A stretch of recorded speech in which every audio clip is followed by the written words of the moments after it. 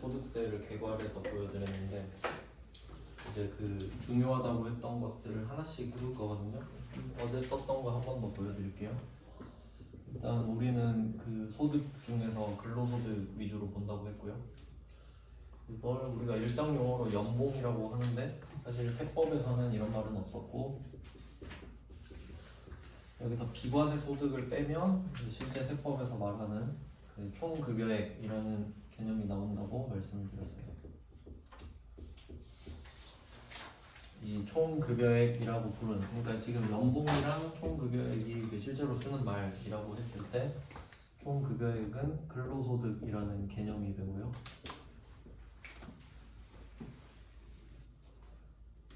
네, 이렇게 하고 여기서 근로소득 같은 경우는 근로소득 공제가 들어간다고 했습니다.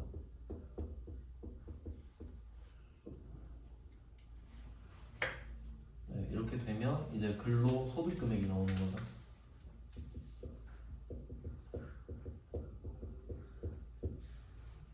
그래서 어제 말씀드렸던 것 중에 중요한 거는 소득이랑 소득 금액이 다르다는 거죠. 소득이랑 소득 금액이 다르다는 거, 이게 중요했습니다. 그럼 이 근로소득 금액은 결과적으로 그 6개가 모여서 종합소득이라고 했잖아요. 그러면 각각의 6개의 근로소득 금액이 모인 게 종합소득 금액이 된다고 말씀을 드렸어요. 깔때기 모양으로. 이게 곧 종합소득 금액. 그러니까 뭐 같은 뜻이 되죠, 여기서는.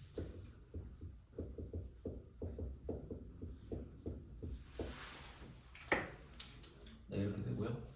그럼 이 상태에서 한 번 더 빼주죠. 이제 종합소득금액이 된 기념으로 한 번 더 빼주는 게 종합소득공제.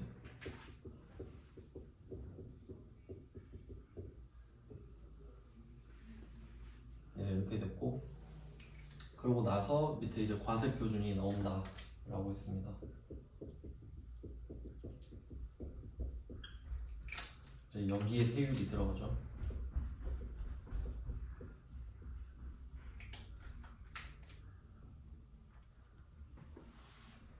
그러고 나서 뭐 산출생 나오고 이렇게 밑에 쭉쭉쭉쭉 더 있는데, 원래 뭐 세액 감면도 있고 세액 공제도 있는데 우리는 그나마 나오는 게 세액 공제이기 때문에 세액 공제라고 하고, 절차가 많은데 나오는 부분만 적고 있습니다.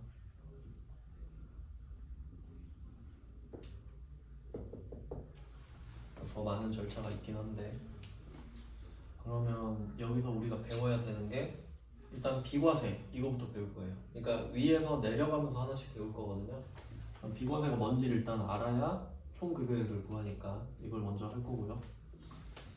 그 다음에 이 총급여액에서 이제 아예 분리된 개념이 분리과세가 또 있었죠. 그래서 결과적으로 비과세랑 비과세 소득, 분리과세 소득은 그 이 종합 소득 금액에 포함이 되지 않는다라는 게 포인트입니다. 이것도 따로 배워야겠죠. 비과세도 배우고 분리과세도 배우고. 그다음에 근로소득 공제는 뭐 따로 배울 필요가 없었는데 어제 구간 하나는 알려드렸었죠. 하나의 구간이 첫 번째 구간이었는데 총 급여액이 500만 원 이하일 때입니다. 이하 구간이기 때문에. 그럼 500만 원 이하인 사람들은 근로소득 공제를 30%를 해줬다였거든요. 70%를 해줘서 30%가 남는 거죠. 그래서 70%의 소득 공제를 해준다. 500만 원 이하인 사람들한테는. 그래서 그 결과물이 근로소득 금액이 되고 150만 원이 남게 돼서 총 급여액 500만 원이랑 근로소득 금액 150만 원은 같은 말이 됩니다. 그러니까 아직 안 뺐냐? 뺐냐 이 차이니까 이렇게 되고, 이 두 개 같은 말이다라는 거. 이거 하나는 외워야 된다고 했어요. 써먹을 때가 옵니다. 그러고 나서 종합소득공제에서 나왔던 게 그 인적공제. 우리 가족, 부양가족이 많으면 소득공제 150씩 해준다고 말씀드렸던 인적공제랑, 그 다음에 뭐 신용카드도 어제 말씀드렸죠. 신용카드 신용카드 등 사용금액 소득공제.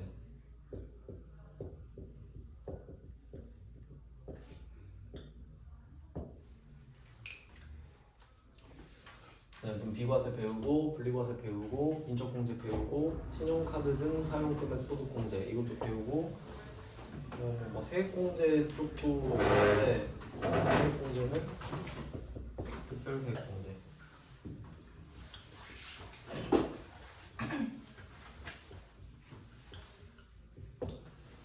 네, 특별세액공제라고 하는 거는 이 안에 4개가 들어있는데 이 안에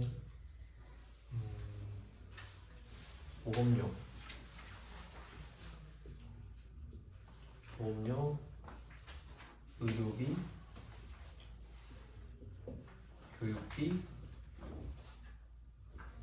기부금 이렇게 들어가거든요.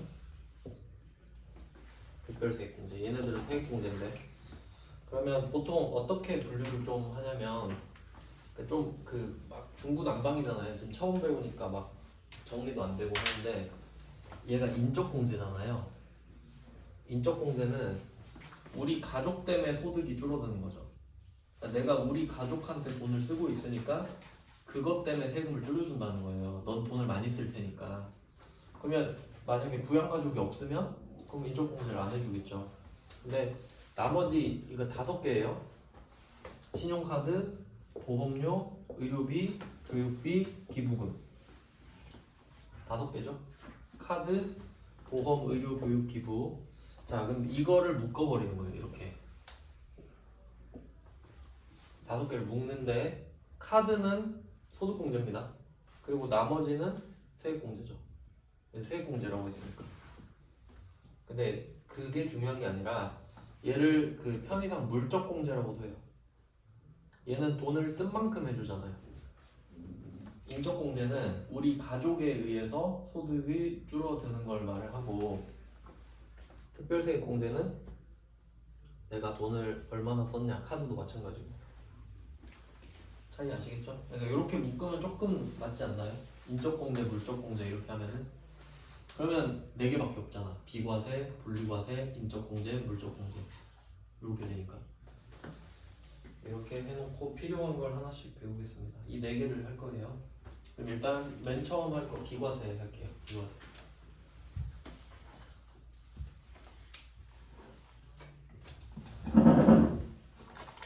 비과세를 해보겠습니다.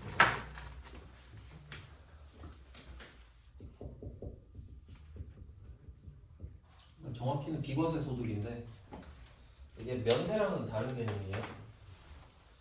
그 면세라고 하는 그 면세 배웠잖아요. 그러니까 면세는 고유 명사라고 보시면 돼요. 그러니까 만약에 그냥 밑도 끝도 없이 면세 이랬잖아요.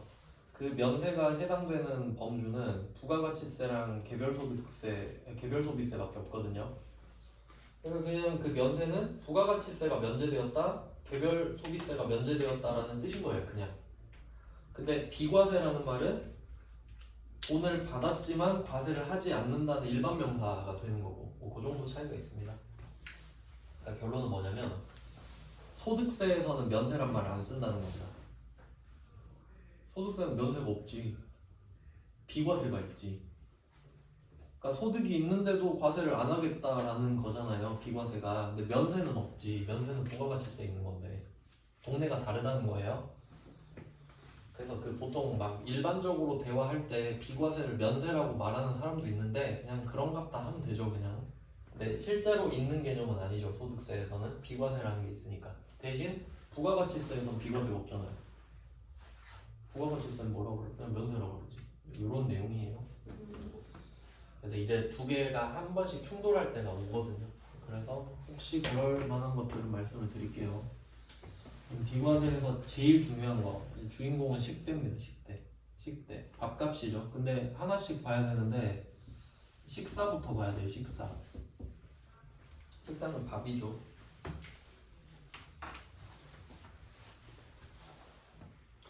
제가 좀 회사랑 갈등이 생길 때마다 근로기준법 이런 거 찾아보고 그랬거든요. 이겨야 되니까. 그때 알게 된 건데 뭐 별로 갈등은 없었습니다만은 그 밥을 안 줘도 돼요. 회사는 직원한테 밥을 안 줘도 돼요. 그거 알고 조금 충격 먹었어요. 그러니까 저는 좀 당연하다 생각했거든요. 아니 일 시키면서 밥 줘야 되는 거 아니야? 근데 법에 없습니다. 그러니까 밥을 주는 거는 호의인 거예요. 일단 그런 충격적인 사실이 있고요. 그럼 만약에 회사가 여러분한테 호의를 베풀어서 식사를 제공한다고 할게요. 그럼 식사를 제공하는 형태는 가장 이상적인 형태는 구내식당을 갖추는 거죠. 구내식당 갖춰놓고 하루에 한 끼 공짜로 먹어. 이게 제일 좋은 형태죠. 그러면 그 식사의 가격이 있을 거 아니에요. 원래 원가가 있을 테니까 원래 판다면 얼마를 받았겠다 그 정도의 가격이 있죠. 그거랑 상관없이 비과세. 그러니까 밥을 한 끼 주는 거는 그 식사만큼 돈을 주는 거랑 같잖아요. 만약에 한 끼에 10,000원짜리 밥을 줘. 그럼 내가 한 달에 밥을 20번 먹으면 20만 원 받는 셈이죠. 근데 그건 비과세 해주겠다고. 먹었는데 어쩔 거야. 그러니까 그것까지 네 월급에 20을 플러스해서 세금을 떼진 않을게 이 말이에요. 그러니까 비과세 의미부터 일단 파악을 해야 돼. 그러니까 내가 받았지만 세금을 안 내는 것이에요. 그럼 내가 밥도 받은 거잖아 지금. 내 현금이 아니라 현물로 받은 거죠. 그럼 그건 만약에 여러분이 뭐 JYP 다녀서 한 끼에 막 3만 원짜리 유기농 식사를 먹어요. 그래도 비과세. 3만 원이든 10만 원도 오케이. 먹으니까. 돈이랑 물건이 다른 점을 생각해요. 밥은 먹어야 되잖아. 내가 위에 담아와서 막 토해서 가족 주고 그러진 않죠. 그럼 끔찍하잖아요. 그럼 10만 원을 줘. 그럼 내가 10만 원을 안 쓰고 집에 가서 가족 줄 수는 있잖아. 그러니까 현물은 비과세예요. 어차피 먹으면 끝이지 이렇게 되니까. 그래서 식사는 비과세. 전액. 됐죠? 식사 비과세. 그다음 여기에서 파생되는 게 식대.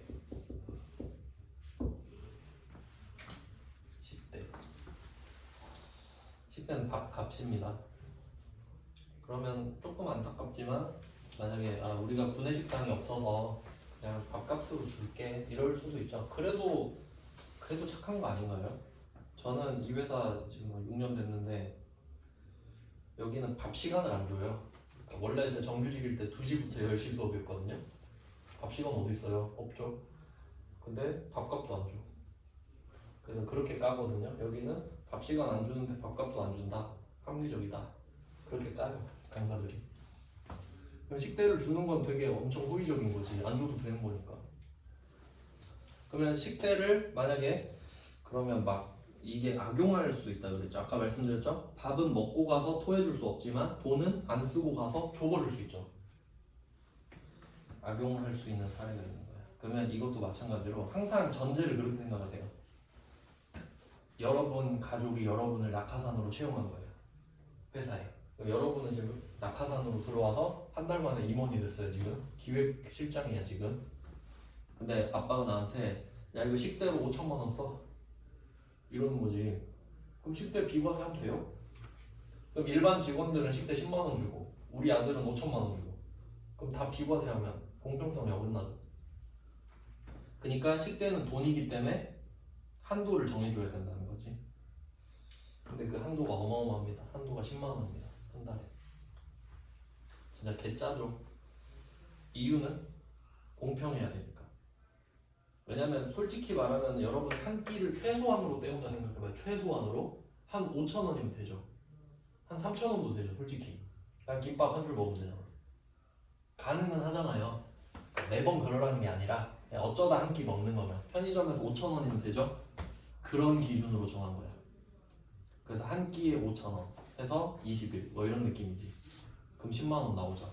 그래서 얘는 비과세긴 한데 10만 원만 한 달에. 그러니까 돈으로 주는 거는 우리 회사가 여러분한테 뭐 5천만 원을 줘도 안 돼. 10만 원밖에 비과세가 안 됩니다. 그럼 이게 무슨 말이냐면 그럼 약간 착한 사장님은 요새 물가가 그러니까 나는 한 20만 원 줄게 이럴 수 있죠? 한 끼에 그래도 10,000원은 써야지 하고 엄청 착한 사장님이죠? 근데 세법이 용납을 안 하는 거예요. 그럼 우린 솔직히 말하면 식대로 20을 받으면 식대로 다 쓰죠. 그쵸? 더 줄일 생각 잘 안 하잖아요. 있고. 그럼 나는 실제로 밥값으로 20만 원을 썼거든요. 근데 세법은 아니야 너는 삼각김밥 먹어도 됐는데 오버했어 오버. 10만 원만 비과세 줄게. 그러면 나머지 10만 원은 과세가 돼요. 이 개념을 이해하시면 돼요. 형평성 때문입니다. 그러면 만약에 어떤 사장님이 아들한테 5천만 원을 썼어요. 자 이거 식대로 5천만 원 써. 그럼 10만 원 비과세 4,990만 원은 월급을 더 받은 게 돼. 과세 다 때려버리는 거고 세금 똑같이 누진세율 맞습니다. 이해되시죠? 그러니까 이 구조를 이해하셔야 된다는 거예요. 비과세는 뭐다 이거 외우는 게 아니랬지. 제가 어제 그랬잖아요. 그런 건 AI가 더 잘해요. 그런 건 의미가 별로 없습니다. 외우는 거는. 그래서 구조를 이해하면 비과세가 10만 원이면 그 초과분은 과세겠구나라는 걸 이해하라는 거지. 써놓을게요. 초과분은 과세. 이렇게 된다는 거예요. 그럼 이제 악덕 사장님들은 요거를 또 악용하겠죠. 어차피 10만 원밖에 비과세 안 되는데 뭐 10만 원만 줄게. 참 속상한 일이죠. 안 주는 것보다 낫죠. 자, 이렇게 해서 식사 끝. 그럼 한번 해석해 볼게요. 만약에 여러분 사장님이 진짜 개천사라서 구내식당도 구비해 놓고 밥을 한 끼 먹으라고 하고 근데 혹시 부족할까봐 간식비로 또 20만 원을 또 줘. 그럴 수도 있죠. 그러면 식사는 그게 얼마든 간에 다 비과세 맞죠? 그럼 20만 원 더 받은 거는 다 과세. 밥을 이미 먹었잖아 지금. 커피 값을 주는 건 호의죠. 식사가 아니잖아요. 그러니까 이걸 이해하셔야 돼. 식사만 주면 전액 비과세. 너무 쉽다. 안 되겠죠. 그럼 식대만 주면 식사를 안 주고 식대만 주면 10만 원까지 비과세. 5천 원은 써야 되니까 삼각김밥은 먹어야 되니까. 근데 식사랑 식대를 다 줘. 그럼 식사는 비과세 맞죠? 식대는 전액 과세. 이해하는 거예요. 이해. 자 식대 끝. 이건 무조건 나와요. 식사는 무조건 나옵니다. 이 문제를 낸다면. 다음 두 번째 자가운전 보조금.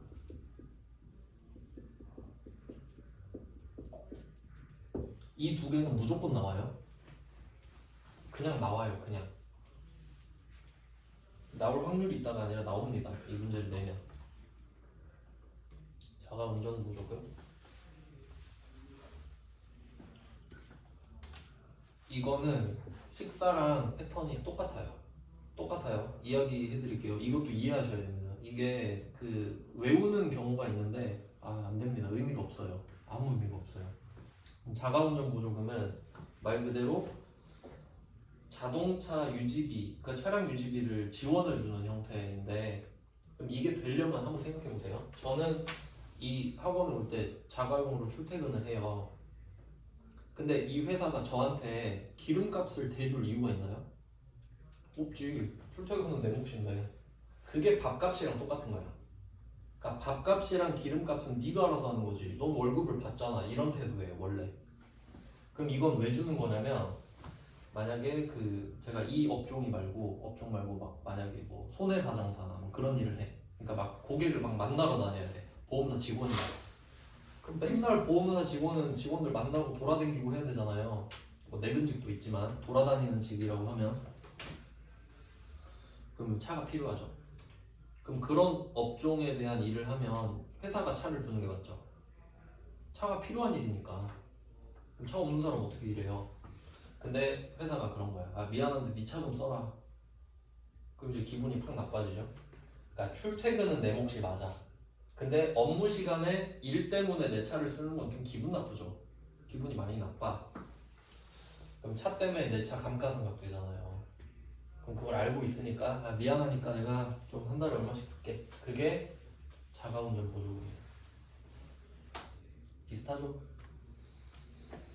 그러니까 저는 해당이 안 될 겁니다. 거의 해당되는 업종 잘 없죠. 그러니까 진짜 막 업무상으로 이동을 해야 되는 직종들한테만 해당이 돼요. 근데 해당된다고 치고 내겠죠 문제를. 그럼 한번 생각을 해보겠습니다. 그럼 여기랑 똑같이 봐야 되는데 만약에 어떤 사장님이 너무 착해가지고 네가 차를 타고 일을 하는 게 너무 미안하니까 혹시 기름 넣으면은 기름 넣은 영수증 갖고 와. 엔진 오일 갈면 그 영수증 갖고 와. 뭐 와이퍼 갈면 다 갖고 와. 다 해줄게. 그럴 수 있죠. 그러면 이건 실비 변상이라고 그래요. 실제 사용한 비용을 다 변상해 준다는 거지. 그럼 그나마 마음이 좀 괜찮죠. 아 저렇게까지 해주는구나. 물론 차의 그 좀 키로수랑 이런 건 떨어지지만 그래도 그렇게 해주는 사람 없잖아요. 그러면 만약에 내가 실비 변상을 받아. 실비 변상을 받아요. 그럼 비과세죠. 한번 생각해봐요. 여러분이 기름을 넣고 영수증을 받았어. 그리고 이거 페이백 신청하는 거예요. 달라고. 근데 여러분 이 돈 진짜 기름 썼잖아요. 그러니까 이게 식사랑 똑같다고요. 진짜 썼잖아. 진짜로 진짜 썼잖아. 터짓거리 안 하고 뭐 기름으로 뭘 했는지 모르겠지만 알겠어요? 그러니까 실비변상 받으면 비과세지. 아주 감사하게도 비과세가 되는 겁니다. 물론 뭐 적당히 해야겠죠. 막 근데 막 갑자기 차 오버홀 하면서 막 1,500 쓰고 해주세요 이러진 않겠지. 적당히 기름값 정도가 맞겠죠. 사실 기름값 정도만 하는 게 맞죠. 그 기름으로 뭐 딴 짓도 할 텐데 딴 데 놀러 가고. 근데 만약에 이걸 못 해주는 게 일반적이죠. 그러니까 나는 실비변상 솔직히 좀 오바고 내가 그냥 한 달에 20 줄게 이런 느낌이야. 그러니까 네가 기름을 30을 쓰든 40을 쓰든 나는 그냥 정액으로 20을 줄게. 그럴 수 있죠. 그게 식된 거야. 맞나요? 그 금액이 오버해도 난 최소한의 금액만 주겠다고. 그게 자가운전 보조금이에요. 그럼 보조금은 이것도 돈으로 주는 거잖아요. 그러니까 이거랑 또 다릅니다. 실비변상은 내가 일단 쓰고 영수증을 제출하면 돈을 받는 거죠. 이미 썼어. 쓴 걸 메꾸는 거잖아요. 근데 자가운전 보조금은 그냥 20을 현금으로 쏴준단 말이에요.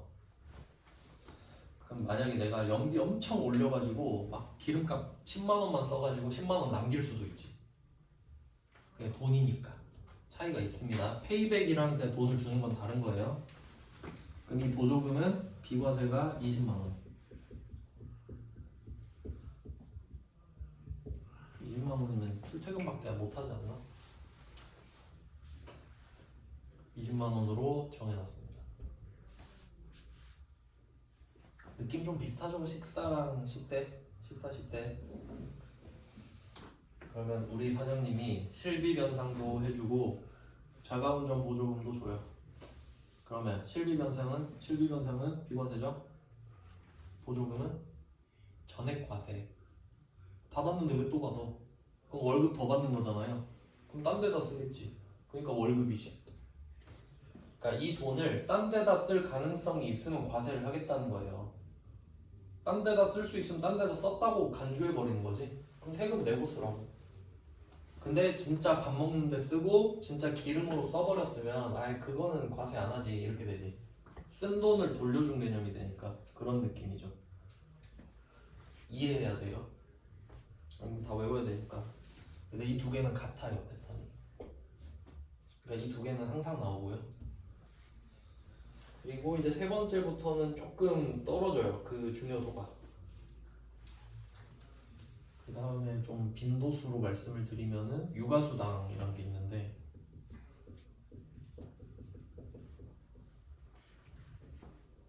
육아수당이 6세 이하인가? 6세 이하로 알고 있어요. 6세 이하.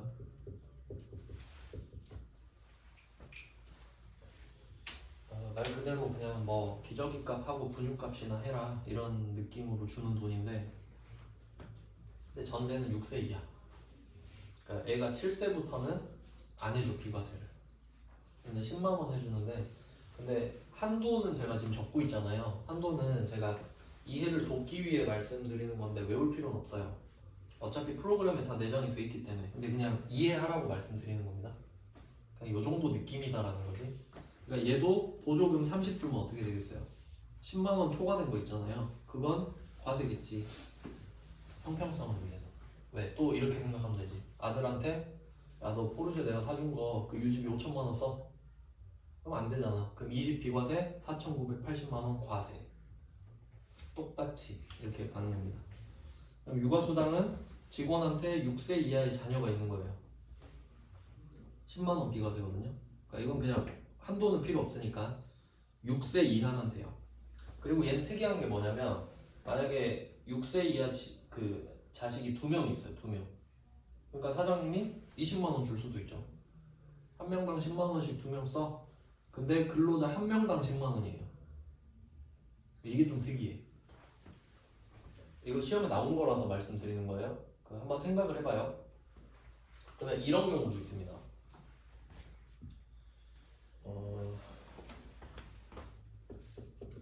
A랑 B랑 배우자예요. 서로 배우자 결혼 관계인데 자녀가 2명 있다고 할게요. 이런 관계가 있어요. 둘 다 6세 이하야. 네, A 쪽에서 20을 쏴준 거야. 육아수당으로. 20을 A한테 줬죠. A 한 명이죠. 자녀는 2명인데 A가 한 명이죠. 그럼 10만 원만 비과세요. 그럼 초과하는 10만 원은 과세가 돼. 근데 어차피 한도는 컴퓨터가 아니까 비과세냐 과세냐만 판단해요. 우리는. 됐죠? 근데 만약에 이런 문제를 냅니다. 내가 A가 아니라 내가 B야.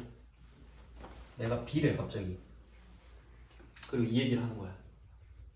너 B인데 네 배우자 A가 자녀 2명이라고 20 받았더라? 그리고 얘가 10을 또 받는 거야. 얘는 뭘까? 이렇게 내는 거지. 비과세. 근로소득자 한 명당 10만 원. 자녀 수가 아니라 근로자 수. 자, 된다 안 된다만 따지면 되죠. 그러니까 A도 되고 B도 되는 거야 결과적으로. 왜 근로자니까. 그러니까 이런 걸 이해해야 된다는 거지. 백날 첫날 외워봤자 소용없습니다. 육아수당 비과세, 육아수당 비과세 외워봤자 소용없다고. 이걸 외우는 이유는 저 상황에서 A가 비과세가 되는지 B가 되는지 판단하려고 하는 거잖아요. 그런 이유로 됩니다. 뭐 안 어렵죠. 그냥 육아수당이에요. 그 다음에 네 번째는 연구보조비. 얘는 20만 원인데 뭐 금액은 의미가 없고요. 연구보조비는 그냥 뭐 연구소 직원 생각하면 될 것 같은데 자기 돈으로 연구 안 할 거 아니에요. 그러니까 20만 원 줄 테니까 연구하라고. 연구할 때 최소 20은 쓰겠지 정도의 생각이 아닐까요? 네, 그런 게 있고요. 이런 게 조금 3, 4번이 이제 얘는 뜨문뜨문 나와요. 그러니까 무조건은 아니 1, 2번은 무조건 나와요. 3, 4는 가끔 이제 좀 피처링만 해주는 느낌이고요. 근데 다섯 번째까지 하면 될 것 같은데 초과 근로수당. 초과 근로수당.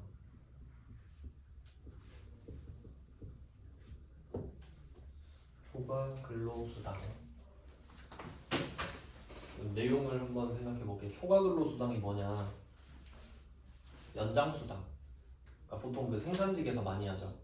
오늘 뭐 잔업 뛸 사람 이런 거. 그러면 원래 정규는 8시간이잖아요. 그럼 저녁 먹고 한두 시간 더 하다 갈 사람 이건 연장수당이니까 1.5배. 그 다음에 야간수당은 10시 이후인가 그렇죠? 야간수당이 2배 맞죠? 야간수당은 밤에 일하면 힘드니까. 그 다음에 휴일근로수당. 휴일에 일하면 1.5배 받죠. 그런 것들이 초과 근로수당인 거예요. 그러니까 내가 딱 해야 될 거 익스트라로 더 하는 거. 초과 근로수당을 받으면은 비과세 한도가 또 있어요. 그러니까 얘는 좀 복잡한데 얘는 또 외울 이유가 없는 게 그 프로그램 들어가면 써 있어요. 그 기준이 써 있어. 누구는 이거를 받습니다. 네, 그러니까 외울 필요가 없다는 소리예요. 근데 한번 제가 말씀을 드릴게요. 어떻게 해야 받을 수 있냐면 제일 중요한 거 하나는 외우셔야 되는데 생산직 근로자만 받아요.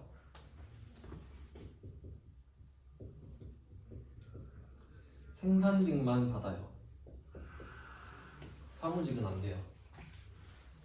사무직은 안 해줘요. 절대 안 해줘요. 그러니까 가장 쉽게 걸을 수 있는 기준이 되지. 그러니까 뭐 초과 근로수당을 받았다 이 말을 하는데 이 사람이 영업직이래. 그럼 그냥 바로 나가립니다. 이 사람은 다 과세예요 그냥. 그러니까 그게 가장 1차적인 거. 그 정도만 알면 돼요. 그럼 일단 생산직이어야 되고 그 다음에 여기서 직전 연도 총 급여가 3천 이하예요.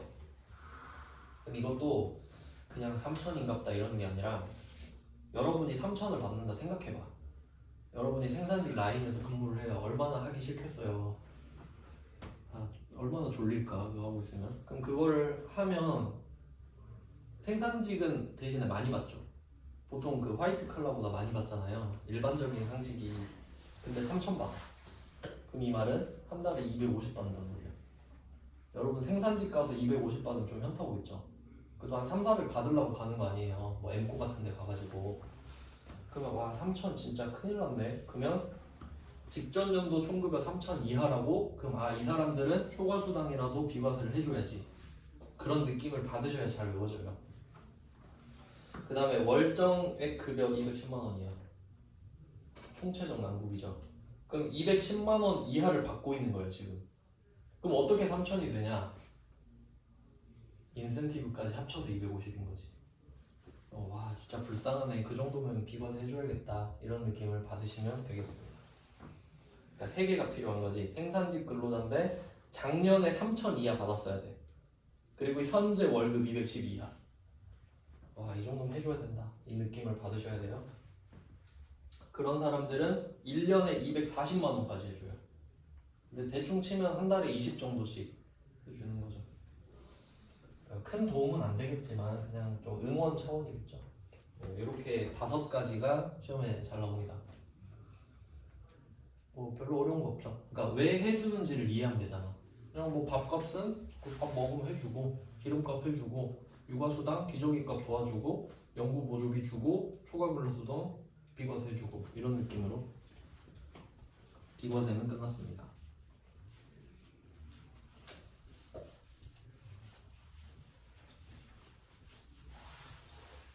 자, 비과세 하나를 했고요. 이제 분리과세 할 건데 요거는 뭐 항목이 별로 없어서 비과세 한번 보겠습니다.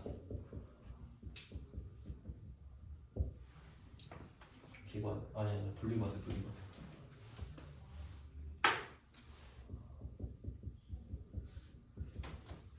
분리과세는 종합소득금액에서 분리되었다는 소리예요. 그 말은 그러니까 종합소득으로 넣는 이유는 세금을 아직 안 때렸기 때문이라 했죠.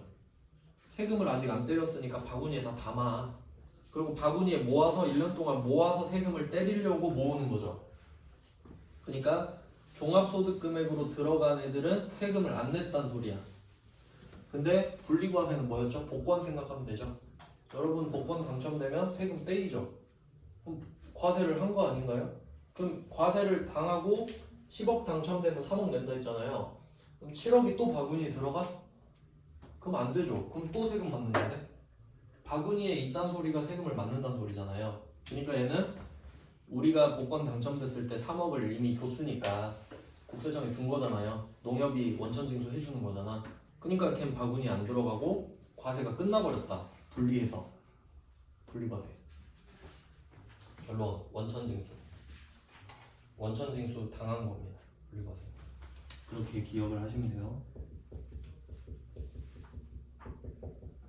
그러니까 우리는 원천징수를 좀 당했다라고 이렇게 표현하지만 그 보통 일반적인 용어는 원천징수 되었다라고 해요. 원천징수를 하다 되다 이렇게 말해요.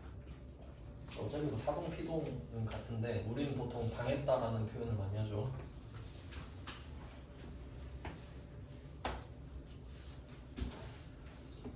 이건 항목이 별로 없어요. 어제 이미 2개를 깠는데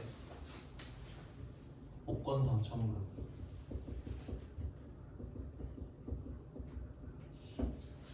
복권 당첨금은 기타 소득입니다. 소득으로 치면은 일회성 소득이기 때문에 복권 당첨금 그리고 그 3억 아래는 22%, 3억 초과는 34% 이렇게 말씀을 드렸네요. 몰라도 돼요. 그건 그냥 원천 징수로 끝난다는 것만 아시면 되지. 그러면 부자들 입장에서는 만약에 여러분이 한계 세율이 49.5%예요.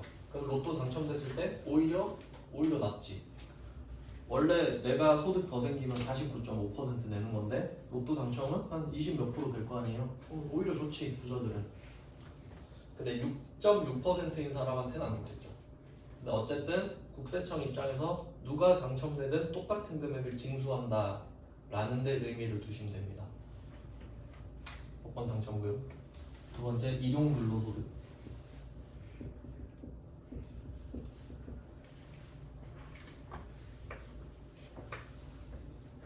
이것도 공식이 있는데 공식이 몇 퍼센트더라?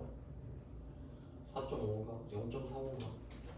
이것도 뭐 알 필요는 없습니다. 어차피 원천징수로 끝난다는 것만 아시면 돼요. 그러니까 만약에 여러분이 일용직 알바를 나갔어요. 그러면 얼마 떼고 얼마 주잖아요. 아 참고로 이것도 있습니다.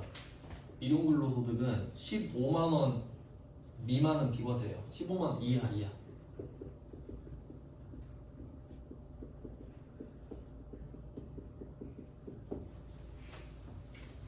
15만 원 이하 비과세입니다.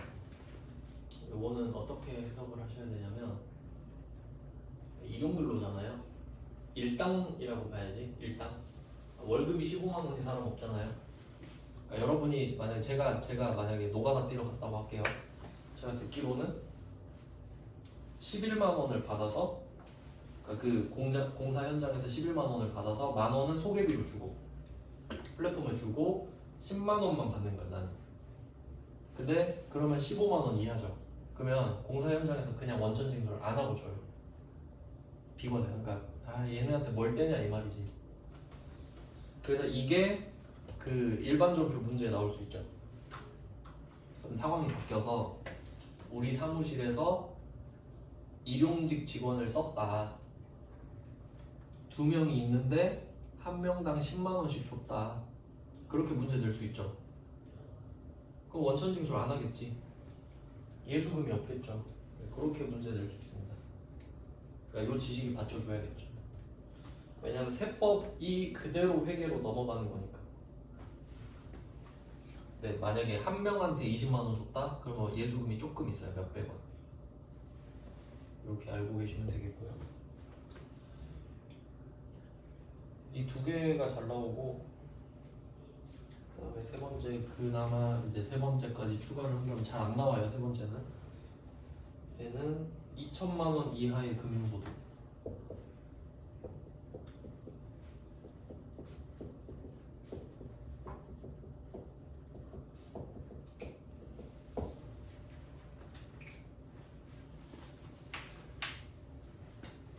(2천만 원입니다) 1년에 2천만 원. 그리고 금융소득은 어제 말씀드렸어요. 금융소득은 이자소득이랑 배당소득 합친 거다. 그리고 이 금융소득의 특징 하나 있었죠. 금융소득은 금융소득 금액과 같다. 필요경비가 없기 때문에. 뭐 그런 내용. 그러니까 금융소득이나 소득 금액이랑 같죠. 어차피 2천만 원. 이것도 느낌을 보세요. 그냥 2천인갑다 하지 말고 이게 상당히 요새 금리가 급변해가지고 옛날에는 이거 1년에 2천 받으려면 현금 20억 있어야 됐죠. 20억을 넣어야 1년에 2천이 들어오잖아요. 1% 금리 때. 근데 지금 어마어마해요. 4억만 있어도 돼요. 4억 넣으면 5% 받잖아. 2천만 원이. 금리의 힘이에요 그게. 그러니까 지금 같은 경우는 돈의 힘이 엄청 세거든요. 그러니까 이럴 때 낭비를 하면 안 돼요. 돈의 힘이 세기 때문에. 그러니까 이때 돈이 많은 사람들은 돈으로 돈을 벌고 있거든. 근데 돈 없는 사람은 어떻게 해요? 돈을 빌리고 있죠. 그럼 이제 더 거지 되는 거야. 돈 있는 사람은 돈 빌려주고 돈 더 벌죠. 근데 돈 없는 사람은 빌릴 때 이자 10% 내잖아요. 부익부 빈익비가 이렇게 생기는 거죠. 그러니까 여러분 놀지 말고 공부해야 돼요. 금리가 오를 때는 더 열심히 공부해야 돼요. 돈 가치가 더 높아지는 거니까. 네, 뭐 그런 내용이에요. 그럼 이게 2천만 원까지는 된다. 그럼 만약에 5천 받는 사람은 어떻게 되냐? 2천 이하는 그러니까 원천징수로 끝난다 했죠. 그러니까 이거 15.4%거 배웠잖아요. 그러니까 15.4%만 떼고 끝나는 거야. 그럼 이것도 부자들은 개꿀이죠. 49.5%일 거 아니야 다. 현금 막 4억 5억 있는데 그럼 이 사람들이 15.4%로 끝나면 좋죠. 나 원래 49.5인데 근데 만약에 이게 2천이 넘어간다? 그럼 전액 넘어간 부분만이 아니라 만약에 내가 3천 받잖아요. 그럼 3천만 원 전부 다 49.5% 때려요. 징벌적 과세가 돼버리지. 근데 솔직히 뭐 신경이나 쓰겠나요? 그냥 좀 아깝다 이 정도겠지. 우리의 간절함과 다르겠죠. 그런 내용이 있는데 이 정도 알고 계시면 됩니다. 그러니까 요거는 그러니까 이 분리과세의 포인트는 뭐냐면 얘는 분리과세는 결과적으로 종합소득금액이 아니다라는 게 포인트예요. 그러니까 본질을 잘 파악하셔야 돼. 그러니까 내가 이걸 왜 배우고 있지? 이거 항목을 외우려고? 그게 아니죠.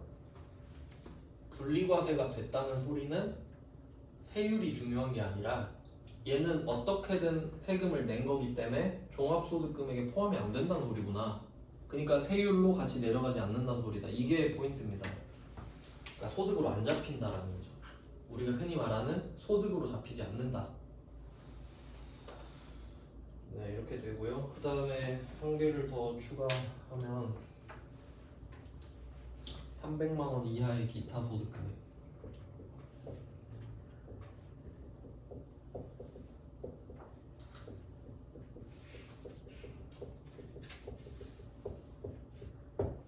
요건 좀 알아두셔야 될 것 같아요.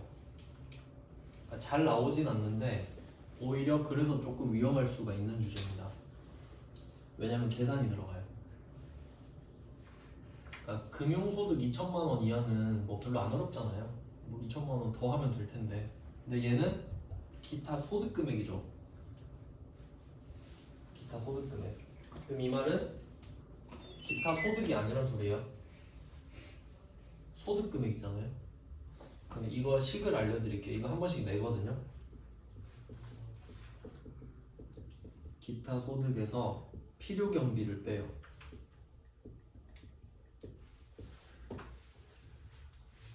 그럼 기타 소득 금액이에요.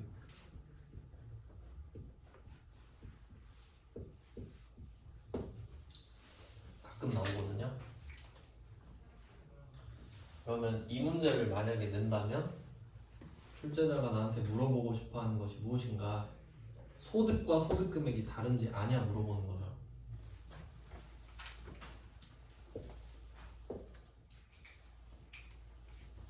소득과 소득 금액이 다르다. 그리고 얘는 또 특별한 케이스가 있는데 이거 어제 말씀드렸던 복권이에요. 여러분이 복권 10억 당첨되면 기타 소득 10억이죠? 필요 경비 얼마랬죠? 1,000원 필요 경비잖아요. 기타 소득이니까. 그러니까 소득 공제가 아니라 필요 경비 기타 소득은. 근데 복권은 확실히 1,000원인 걸 알잖아요. 누가 봐도. 그렇죠? 복권이 1,000원 들었다는 걸 부인할 수 있는 사람은 없어요. 그러니까 내가 여태까지 당첨될 때까지 쓴 복권 값이 아니죠. 이 한 게임 당첨된 건 1,000원이니까. 근데 만약에 그런 거 말고 이런 거 말고 만약에 제가 딴 데 회사 가서 강연을 한번 했다. 뭐 부가가치세 특강 이런 걸 한번 하고 뭐 300을 받았다고 합시다. 그러면 솔직히 제가 그거 해서 돈 얼마나 쓰겠어요? 뭐 기름값 하고 뭐 얼마나 쓰겠습니까? 솔직히 아는 거 말하는 건데 에너지가 더 많이 들지 돈보다는. 그러면 그런 것들 있잖아요. 그런 소득 종류는 이 필요 경비를 60%를 인정을 해줘 버려요. 그러니까 제가 만약에 강연료로 300을 받았다고 하잖아요. 그럼 네가 솔직히 돈 얼마나 썼겠냐 하지만 노력했으니까 한 60%에서 180만 원을 썼다고 해줄게 라고 해줘 버려. 그러니까 혜택이지. 우리 입장에서는 좋은 거죠. 그럼 우리는 120 받은 게 되잖아요. 그럼 120이 기타 소득 금액인 거예요. 이해되나요? 그런 느낌이야. 그럼 이 정도 되면은 금액이 소액이죠. 소액이야. 그럼 그 정도는 그냥 분리과세 해줄게. 이걸로 끝내자. 이럴 수 있어요. 원래는 어떻게 돼야 돼요? 이거 기타 소득에서 필요 경비 빼서 120 있죠? 이걸 더해서 밑으로 같이 가야지. 내 월급이랑 더해가지고 종합소득 금액으로 가야지. 원래는. 맞죠? 2배 사학은 연기니까 근로소득이랑 기타 소득은 종합소득으로 묶인단 말이에요. 그러니까 같이 세율을 맞는 거거든요. 근데 얘는 저 120이니까 그냥 분리과세 할게요. 그러면 그걸로 끝나. 그럼 종합소득으로 안 들어가 버리죠. 그럼 이때 그 세율이 22%거든요. 22%. 기타 소득은 22%예요. 근데 만약에 내가 그 세율이 15%야. 그럼 16.5%잖아요. 그럼 나는 분리과세를 선택 안 하는 게 맞지. 16.5가 더 적잖아요. 근데 그냥 분리과세가 좋댔어. 그러면 안 돼요. 내 한계 세율과 얘의 원천징수 세율을 비교를 해야 그걸 알지. 그러니까 이런 사소한 걸로 세금이 조금씩 유출이 되는 겁니다. 그럼 우리는 분리과세 보지도 말고 내가 15%면 근데 만약에 내가 24%야 그럼 바로 분리과세 신청해야지. 이게 절세입니다. 세법을 통해서 세금을 아끼는 거 그런 내용이에요. 그래서 요 정도 나오면 요 정도 나올 것 같고요. 그 다음에 또 이거는 정말 안 나오는 건데 사적연금 있죠. 그러니까 그 국민연금이 공적연금이고 그리고 뭐 공무원연금, 군인연금 이런 거 있죠. 그런 것들도 공적연금인데 그럼 그걸로 부족하다고 느끼면 내가 개인적으로 넣는 연금 있죠. IRP 같은 거. 그런 게 사적연금이거든요. 그런 거를 내가 만약에 받잖아요. 그럼 1년에 1200 이하가 비과세예요. 비과세를 신청할 수 있어요. 분리과세를 신청할 수 있어요. 그러니까 여러분이 만약에 사적연금을 열심히 넣었어요. IRP를 열심히 넣어가지고 은퇴하고 한 달에 100씩 받아. 그럼 그거 100 받는 거를 분리과세 신청할 수 있다고. 내 연봉에 안 합치고. 은퇴했으니까 없겠지만. 근데 안 중요해요 그거는. 거의 안 나와요. 그러니까 나온다고 하면 이 정도. 한 4-5개씩 있죠. 여기까지 보고 이따가 인적공제부터 이제 보겠습니다.